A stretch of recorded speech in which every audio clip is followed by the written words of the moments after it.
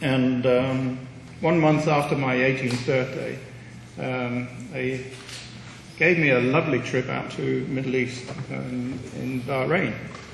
And I was there for a year. And other places that I'd served around the Mediterranean were Malta and Gibraltar. And I really enjoyed the time that I actually spent in Germany, in Berlin. I spent 6 years in Berlin, and it was like a second home to me. My job in Berlin was as a cryptographer, and our job was listening to the Russian, East German, Polish, and Czechoslovakian forces, obtaining intelligence so that we could actually determine what they were doing and how they were going about things. We had a radar unit and communications unit in Teufelsberg. And Teufelsberg in German means Devil's Mountain. Devil's Mountain was formed from the rubble of the Second World War that was accumulated in Berlin. And it was 12 million cubic meters of rubble formed this hill. And right on the top we had our unit.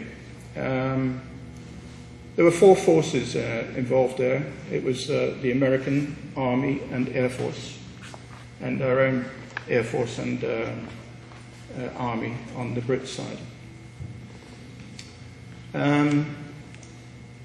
Some of the stories involved with that unit were quite amusing. I obviously won't tell you a great deal about the workings of it, but the amusing incidences that happened was that we had this radar unit, as I say, on top of this mountain hill, and the Russians were intent on knocking it out. And the way that they chose to do it was with fast jets and sonic booms over the top of us. And they came down to as low as 200 feet, 300 feet, etc. And if you hear a sonic boom at that high level, your ears pop a little bit. But and it also caused diplomatic incidences, which the Russians never worried about anyway. Due to our security level, we were not allowed to go into the eastern side of the city or to the Soviet bloc countries. We had to be escorted between West Berlin and West Germany, which is 110 miles of Russian-held East Germany.